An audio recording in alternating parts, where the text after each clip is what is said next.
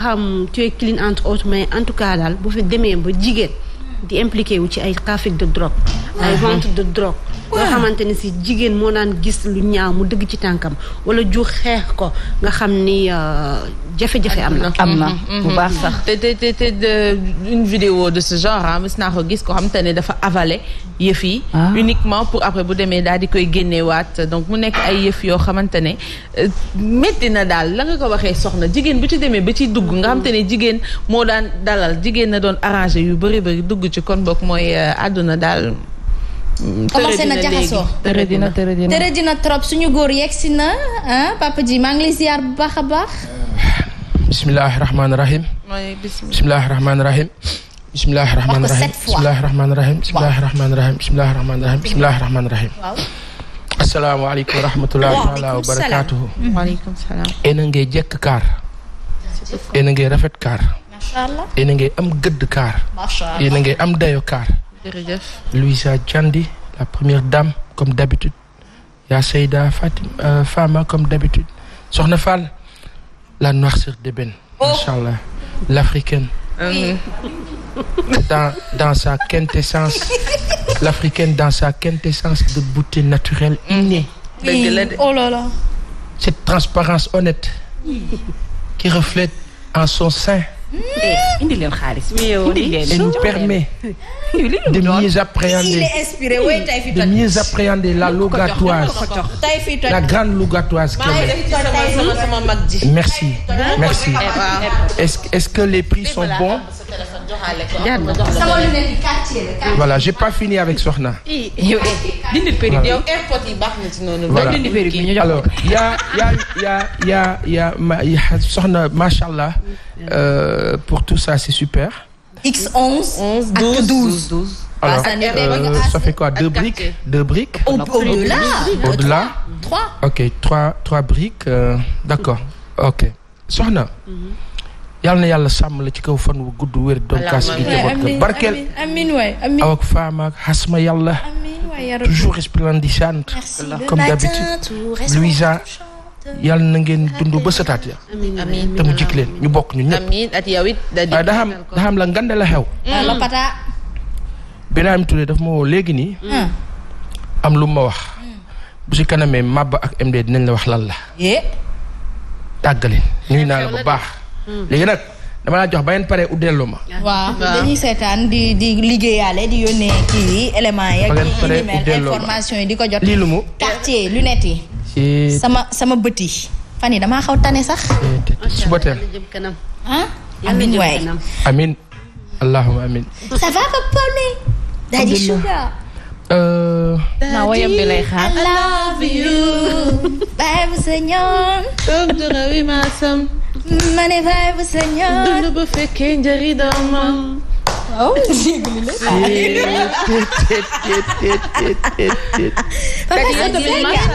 macha allah allahumma amiin nu bokk. la ngay def askan bi bëgg nañ ko rafetlu nañ ko. amiin nu bokk la ngay yee ci askan bi di leen yokk jom. di leen xamal li nga xamante ne moo làqu ak di leen réveiller. amiin nu leen bokk jóg leen xippi leen seen i bët. wallaay yëg nañ ko ñun ñii yëg nañ ko waaye ñoom it ñi koy seetaan wallaay yëg ñu nañ bokk ko. wallaay maay ñu rakk bokk kii nag wallaay ñu soxna bokk Fall. waaye xam ne lan moo neex jàmm. yal na yàlla yàggal jàmm Sénégal. allahumma amiin yaa rabbi. seytaane bien ah. Iblis. yàlla ak a pare si moom. waaw bu yàgg ak a mën bu yàgg. yàlla dëkk yi xoolal xam nga bule li Messi di def wala Sadio Mané ni muy dugal but bi di ko tontu nii. noonu la ko sant yàlla sant yàlla. suñu papa ji week-end am neex na dafa gëjoon def deux traits. loolu la non benn deux traits bi da ko kii. ah oui donc je suis pas la seule à le remarquer. et puis non et puis deux traits yi nekkatul nii. bii daa ñëw nii bii de. papa ku fi ne. déedéet wala week-end. allahumma salli ala sayyidina Muhammad wa sallim. ma ne. marqué na loolu mooy loo foo jàdd ma koj la. Hasma. du ma yeggali. xam nga Mouhamed Diop mu ngi kër Ousmane Sonko. ah oui c'est vrai. si kanam tuuti Mouhamed dina la wax li xew foofu. Aïcha balaa ñuy yegg foofu sax ci actualité bi Pape Assane Seck xam nga lan la ñuy def. vidéo bi fii romb léegi dañoo gis benn soxna. xanaa GP la woon rek. waaw maa ngi koy gis waaw lan la loolu. moom dafa jël ay bulu drogue. cocaïne bi drogue dure bi. dajale ko dugal ko ci biir perruque bi. du Nigéria la xewee. waaw perruque yi léegi xam nga dañ koy collé. léegi nag mu taf ko ci boppam ñu gis ko jamono jii li tax ñu indi ko fii nag mooy que GP yi dañ leen sonal. ñoo ngi xaw a dee te ñenn ñi ci ñoom ci la ñuy dundalee seen njaboot ci la ñuy suturalee seen waa kër. ci la ñuy bàyyee seen waar ci la ñuy tabaxee kër. ci la ñuy dund ci gàttal. te yi ni mel buñ ko ci faral di gis te gis nañ ko daaw tamit fii Sénégal benn GP bu waroon a jugee Maroc di ñëw. jox ko colis. def drogue bi ci biir.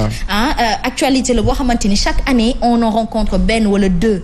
fait yooyu noonu ñu ci bëgg dugal jigéen ñi wala jigéen ñi dugg ci seen coobareewu bopp. est-ce que doyul waar tamit. moom kay c'est extraordinaire waaye xam nga heure bu jub jógee ne jub rek dëng taxaw ne man it dëng rek.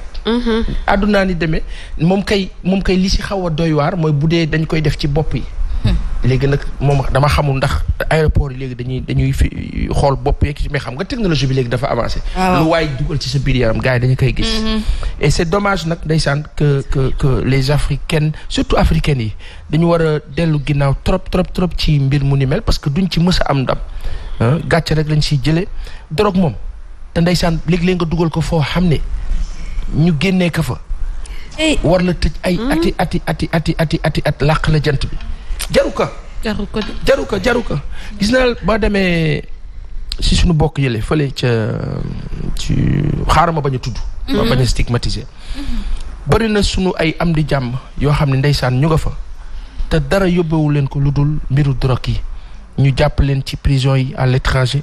téye leen fa te ñun sax duñu yëkk léeg-léeg nga gis ci ñoo xam ne dañuy yor seen téléphone di communiquer ak yow wala di communiquer ak keneen fekk ñu ngi ca prison yi te bari nañu lool ndax lan yàkkamti affaire bi nii. yàkkamti ko xoolal loo ko yàkkamti. yàqule bu la jaralee dëng. ndeysaan doo ko jëriñoo. te doo na ci jàmm sax. sa fi du toog wallaay dëgg la doo tranquille fët chaque jour. wallaay ndeysaan wallaay. ndeysaan Abdou Barhama Seck nee na sama xol sedd na si Pape Assane barke Baye Laay kon nag macha allah alayhi salaatu wassalaam. kii di Tidiane Tige nee na il n'y a pas cette sensibilisation qu'il faudrait peut-être derrière pour que nit ñi mën a xam mën a waxtaan tamit mais yaakaar naa ni Pape Assane ça revient à ce que tu dis Afrique yëpp a xiif jamono ji. te xiif ki tant que jógewul fii rek nit ñi bu dee jublang daf leen mën dañuy def naka sudul noonu pour dundee. sànq bi ngay wax Paris Dakar xam nga Paris Dakar moo jur Le Soleil journal Le Soleil da ngeen see jukki mais xam ngeen lan moo doon objectif bi mais objectif bi moom lañ nekk di dund nii pas par rapport ak Le Soleil de je parle pas du Soleil mais par rapport ak médias yi en général dans le monde ça a toujours été drivé fan la ñuy jëmale affaire bi. information bi lan moo ko tax a jóg est-ce que pour propagande la.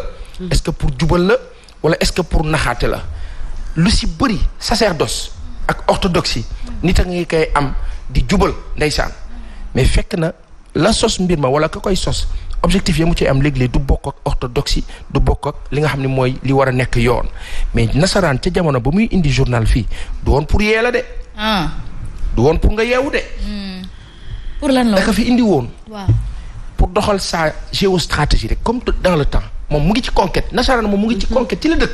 moom abadan il a day conquête rek. conquérir mu créer loolu déggoo mun la Paris Dakar Paris ak Dakar.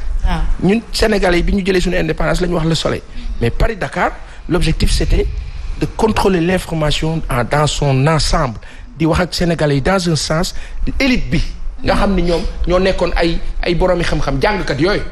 boroom xam-xam yi. ndeysaan ñu teg leen ci nga gis gars yi la Marseillaise kii. maanaam ñoddi ngir rek tey ci suñu xel yi li ñu bëgg moom ñu ëlbati seen xel yi. ñooñu nekk les hauts fonctionnaires dans le temps ñu naan loolu ñu topp nag malheureusement ba tey. complexe maanaam dañ ko tegoon fi complexe ñu. amiin lu bokk amiin lu bokk daaneel laa doon bëgg a wax. fan la yem fa wallaay en tout cas daal mi ngi noonu kon nag doy na waar. kon Paasan dafa am loo xam ne lu important dañ koy faral di wax fii mais dafa mel ni day gars yi déggaguñu. mooy bu ñu waxati politique bu ñu waxati un état. géopolitique géostratégie. panafricanisme. ñu ci rëccale de. check damay check boo corona yaa naa dee. ragalu pété de xañee wërsëg. xam nga lu tax ma check. waaw. ay waay yàlla ñu yàlla dolli sutura. yàlla ñu yàlla dolli sutura. yàlla ñu yàlla dolli sutura. amiin ci barke Seydina Muhammad sallallahu alayhi wa sallam. xoolal Sénégal bu ñuy waxtaan rek. ni ñu toogee rek ñu waxtaan mu silvissé lool. waaw yiw lool. ñu la waxtaan di wut njëriñ. Asma. Hadija. naam. sama papa noonu la may woowee. Asma Hadija. xam naa fii ñu toll nii. géostratégie. panafricanisme. ak la sa des. foofu la àdduna bi toll. billaay. lan moo tax nasaraan di wax Union européenne. billaay. gis ngeen tubaab bi nit ñu tëjalee seen bunt yi. gis leen nit ñi xam nga avant dañ la doon wax sax non ak corona beeg yooyu nangam na léegi dañ koo tëj nag faf te tëj bi nii. ku yaakaar ne après ubbeeku lay doon ubbeeku de. tëj bi léegi c'est parti. tëj lay doon.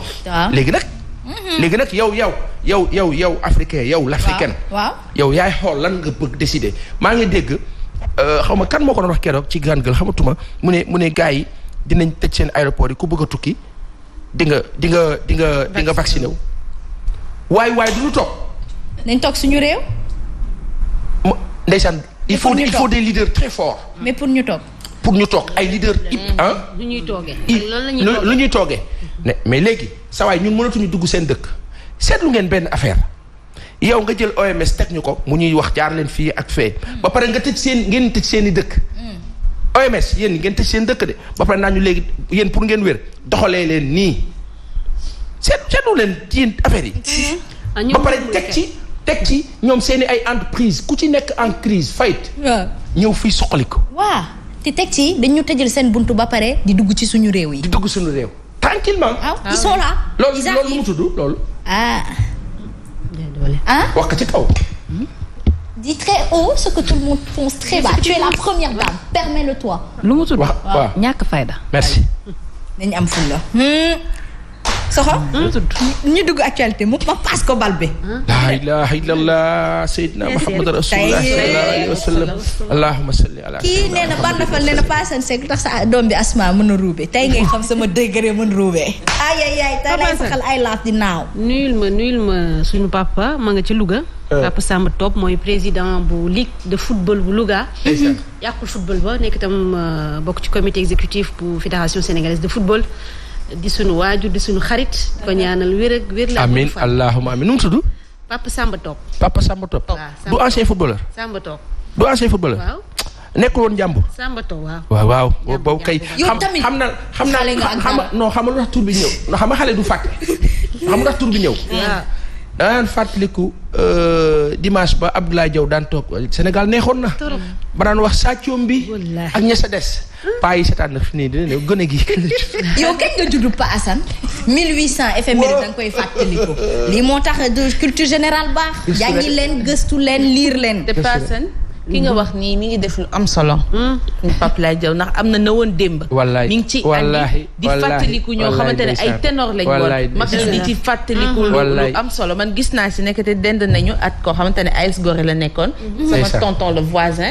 nekk ngandam maam football kat la woon. wallaay boobu Sénégal neex na nekk boobu Sénégal neex na fàttaliku genre yooyu noonu nga xamante ne ñaawaluñu woon lépp lu ñu munti woon nekk lu am solo la. effectivement on lui dit bonjour on lui fait un gros coucou et on lui rend hommage di ko ziar bu baax a baax ci noonu nag dañuy jógee Njàmbur daal di dugg delluwaat Ndakaaru xam li fi xew Papa Assane Seck l'actualité c'est tout de suite.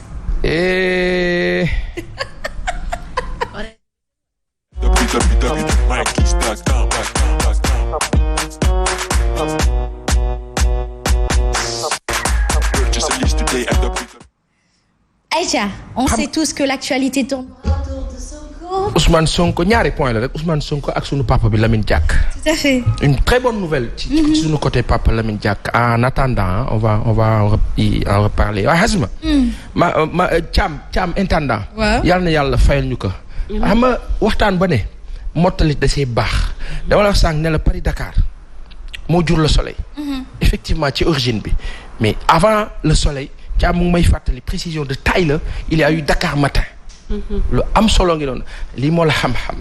yokkal ma dolli la. dana wax bi. Ousmane Sonko.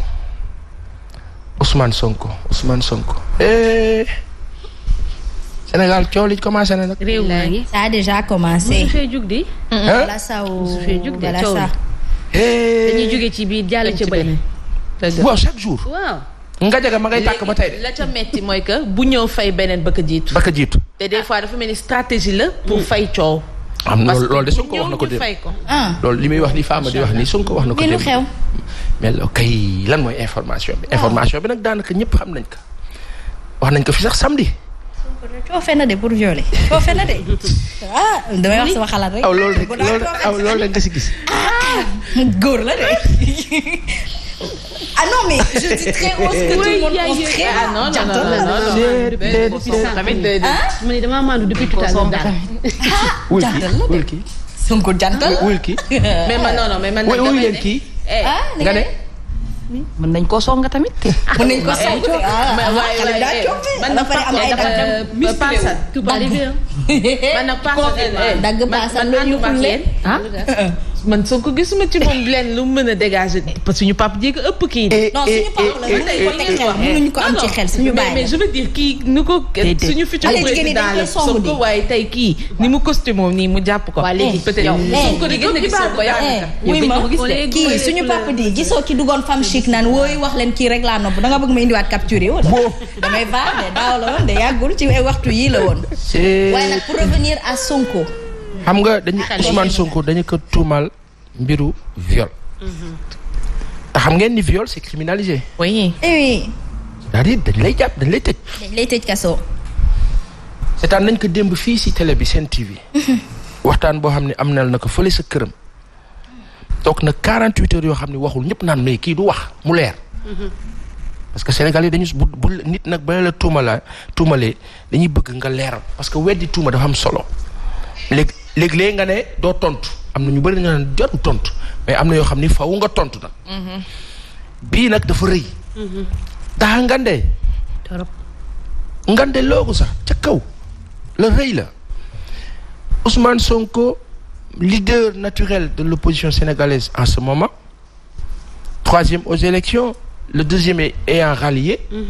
Ousmane Sonko est 2e donc aujourd'hui quand on dira Macky Sall leader de l'APR Macky Sall chef de l'APR chef de parti on dira Ousmane Sonko chef de parti Pastef ñoom ñaar ñu jàkkaarloo wante li nga xam ni moo xew dañ naan c'est un fait qui relève du droit on va dire civil affaire de civil la affaire civile wante lenn moo la xew xale ba jigéen ba wax ni diw daf ko doon def naka sudul noonu.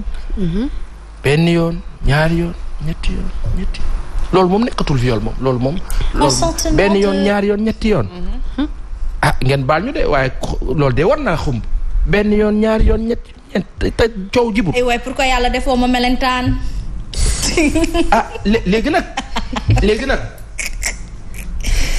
duñu mës a weddil. aussi diw. Ousmane Sonko ci place am. duñu ko weddil de. duñ ko weddil effectivement. yàlla xam lépp. effectivement. waaye nag ba mbir xewee. te yàlla na leeral. dangay dem ak xel. tuumal nañ ko kan moo ko tuumal benn nit. xam nga fi ne nii boo nee état bee ko tuumal leen yow ku la ko wax loo. waaw dëgg la. waxuñu état waxuñu kenn Ousmane Sonko moom moo jiiñ président Macky Sall directement ne mooma complot bi mook ministre de l'intérieur Antoine Diome Félix. ñu ngeen nuyu sunu kilifa yi président bi ak monsieur Diome kilifa yooyu yëpp ak l'ensemble du gouvernement du Sénégal ak waa APR ak ñëpp yow mi ma woo démb APR naan ma am nga loo wax suba nag sama benn waa APR yi. maa ngi lay ziar bu baax. mu ngi nee na la am nga loo wax suba. ka baax la ndeysaan ka baax na. wax dëgg yàlla aujourd'hui est-ce que aujourd'hui par rapport à la carrière ou aux ambitions présidentielles qu'a Ousmane Sonko. Oui. Est-ce qu'il aurait dû prêter le flanc? Alors moi je vais te répliquer, est-ce qu'il a prêté le flanc? Parce qu'aujourd'hui aller pour moi aller dans un salon de massage. nit ñi sur la toile boo gisee les réactions dañoo indi ne li ñu def Khalifa Sall Karim Wade xëy na moom lañ ko bëgg a def xalaatu askan bi la. damay relater les faits. Ouais. Alors tey jii nii boo gisee nii ki may jonganteel def na faama lii def soxna lii su may dem di ko songu damay moytu ci bépp boor après il dit que c'est médical. Voilà c'est médical. En plus. Mais si c'est médical, il y a des kinésithérapeutes. waaw mais en plus il a dit que ni dem na ba laaj leen seen i kayit. wax na tamit fi mu doon dem amatul possibilité financière pour dem fa fay ju ji pour fay ko loolu tam relaté na ko ci. institut de massage. mais xam nga léegi là c'est pas thérapeutique. xam nga y a une chose. ñu wax ko nag en parenthèse kilifa yi fi nekk yu bare ñu ngi ci salon de massage. kilifa yi yëpp. ñëpp ne boor bee comme boor bi moo tax faw ngeen def attention yéen ñëpp. ndax ka bokk ci camp bi sax. ka bokk ci camp bi sax wala ci bokk ci benn camp. say noonu ya ca camp ba. mën nañ la fexeel. aussi ak foo munti bokk. donc na kilifa yi def attention. ci loolu massage clandestin yi am ci biir kër sax. waaw ñi ngi fay dem. waaw gaa yaa ngi fay dem preuve à l'appui. waaw merci. lu may nettali lu may teg sama bët la. jërëjëf soxna mu ngoog benn oculaire. ba sa des moo la dafa am wax nañ ko fi samedi lu tax Ousmane Sonko war a mën a dem ci salon de massage lu tax guddi 21h 22h moom sax souligné na ko démb. il est parti avant l'heure de couvre-feu après génn fa tuuti après l'heure de couvre-feu ci foo xam ni boroom kër gaa nga fa njabootam ak ay caméra ak lépp ma loolu wax bu leer la. après nag le reste comme on dit formalité enquête pour enquête et cetera. waaye du wuy ji député la c'était évident on savait que du wuy ji. parce que mënu wuy ji ci loolu. ba sa des mooy téye nañu ka nga xam ne mooy borom foofu téewandi que déglu nañu sax son petit frère. wala son grand frère.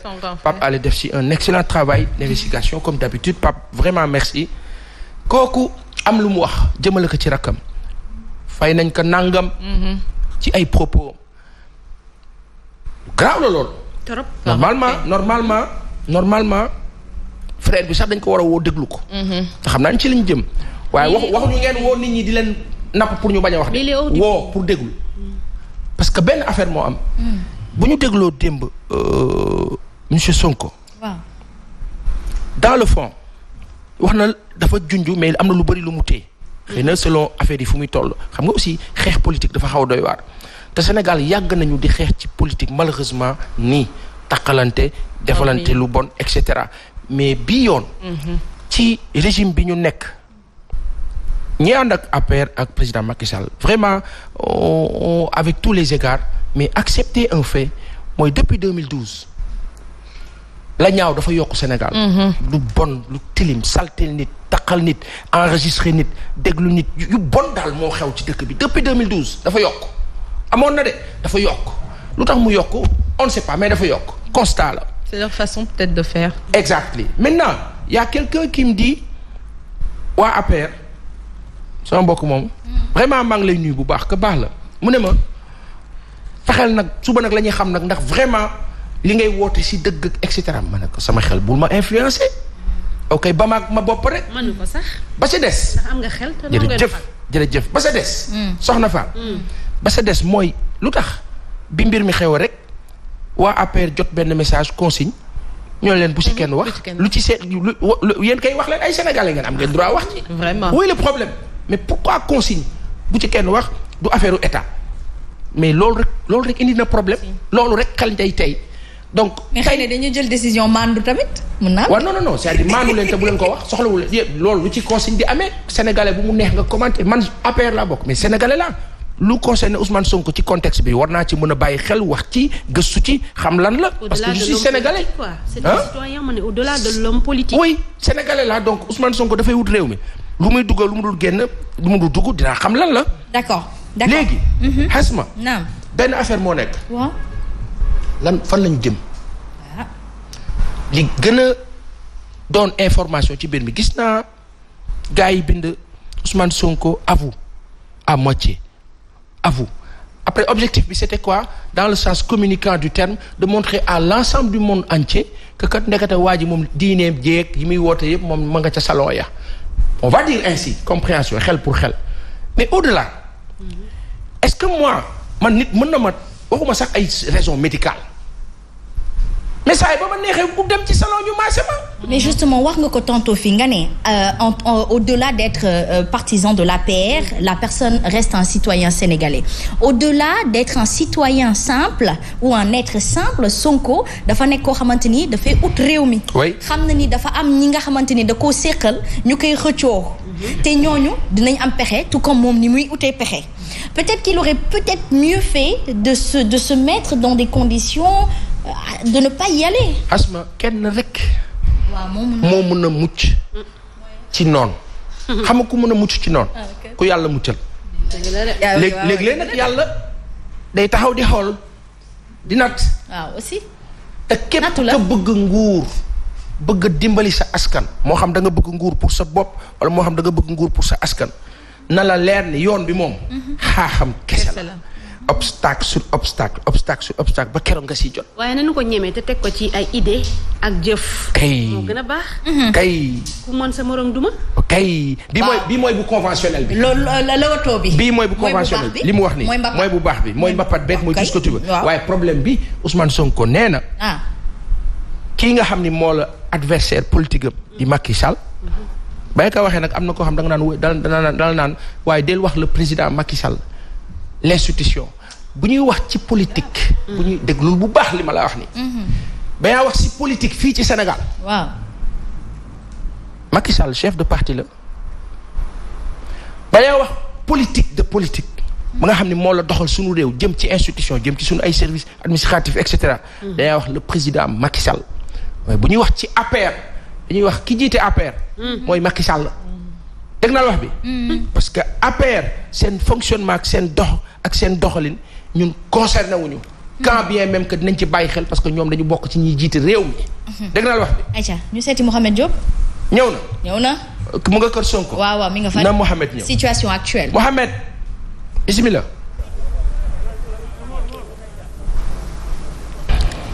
ayca. ci. Mouhamed ñëwagul. waaw Mouhamed noo def.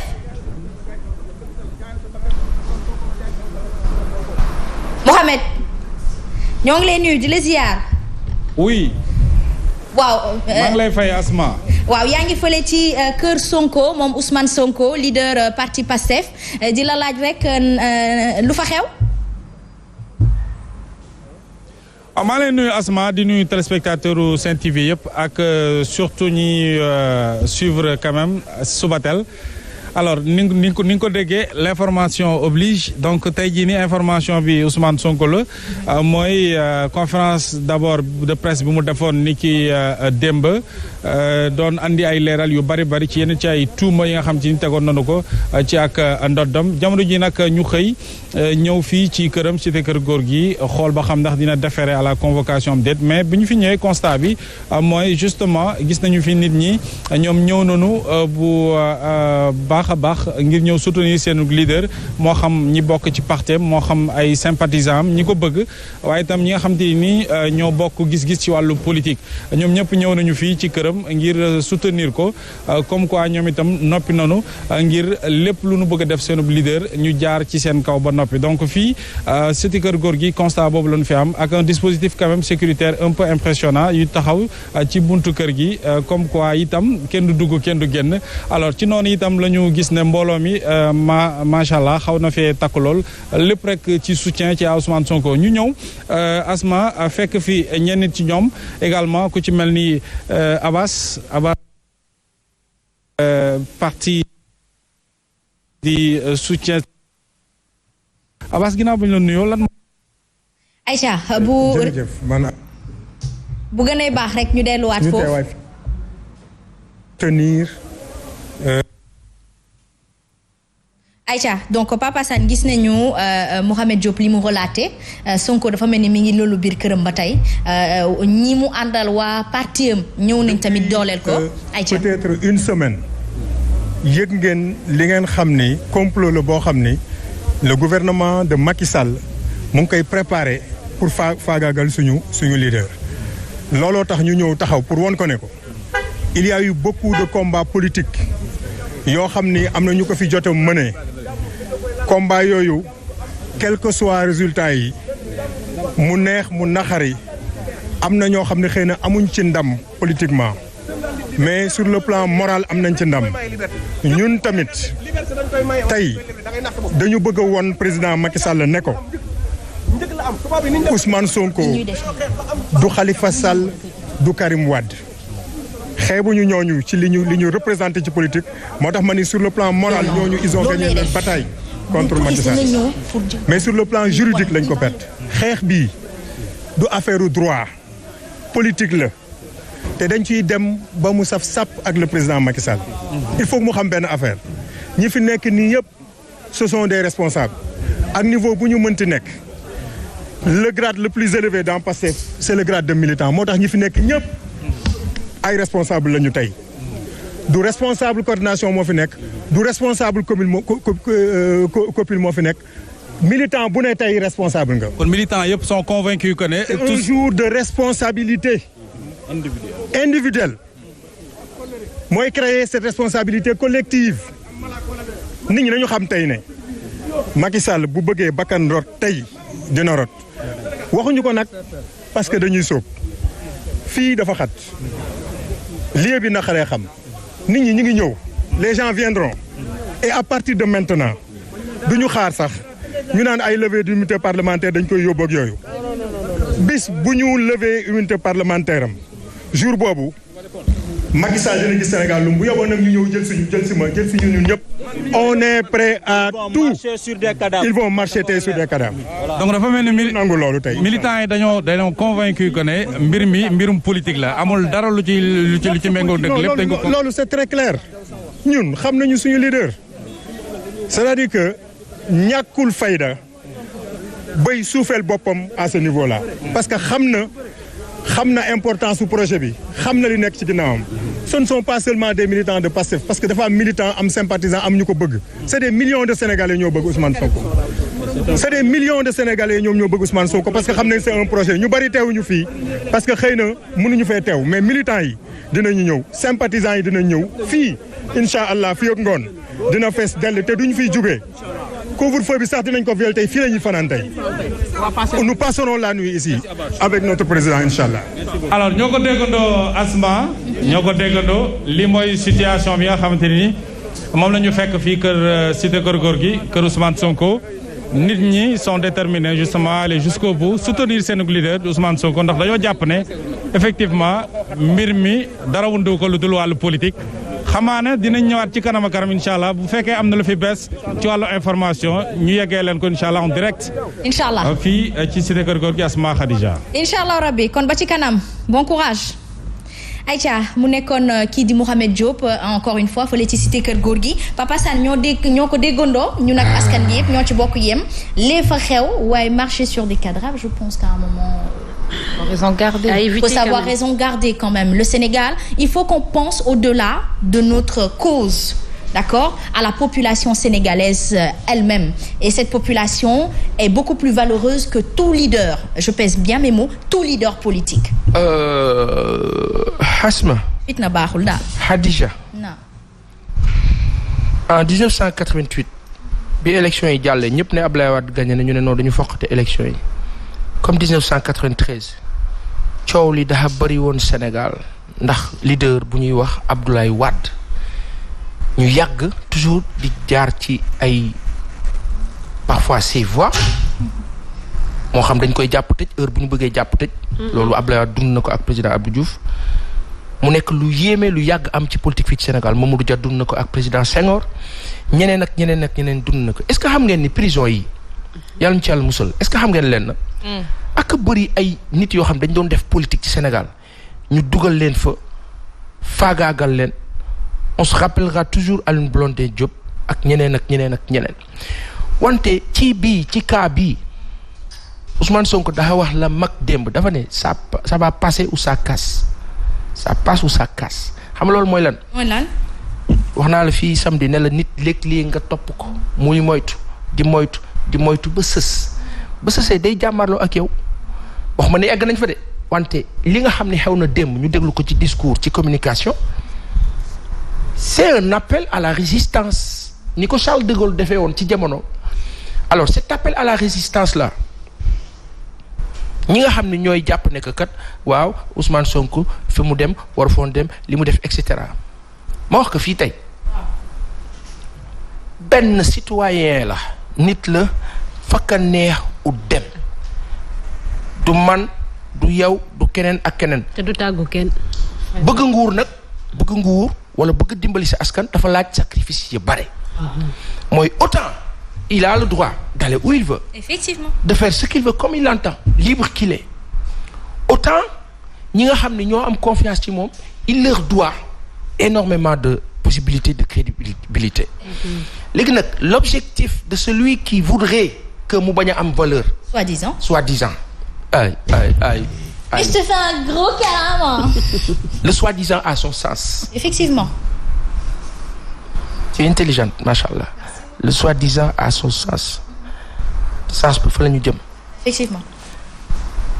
dañoo tuumal Ousmane Sonko. Ousmane Sonko ñëw joxoñ kenn ki mu jàpp ne moo ko tuumal boobu gën a garaaw. na président bi ak ñi mu àndal. génn wax weddi bañ a weddiwul tamit nañu ñoom itam ne kii li mu ñuy taxal nii lu toll ni ministre de l'intérieur président de la république. loolu dafa rëy torop. donc nguur bi dafa war a jóg taxaw ne hey ana preuve yi wane ni ñun la.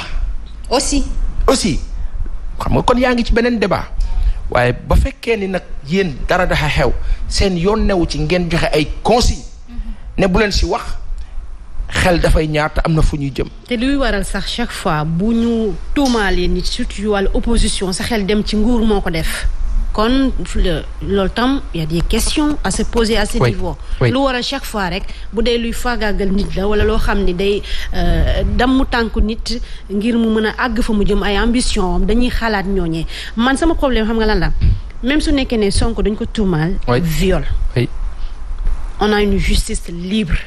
yoon dafa war a def yoon war a jaar ci yoon def enquête. est-ce que cette justice est libre. loolu problème bi fa laa jëm bu fekkee ne liberté bi ñuy wax am na ca pour man waru jarul woon sax ay wax parce que dañoo war a seet bu ñu seetee dinañ gis xool dëgg bi fu mu féete. effectivement aussi. teg toor ki deful yoon keneen ki nga xam ne dafa kàcc wala sos ñu teg ko toor mais bu fekkee ne tiitaange am na ci. kon y a problème.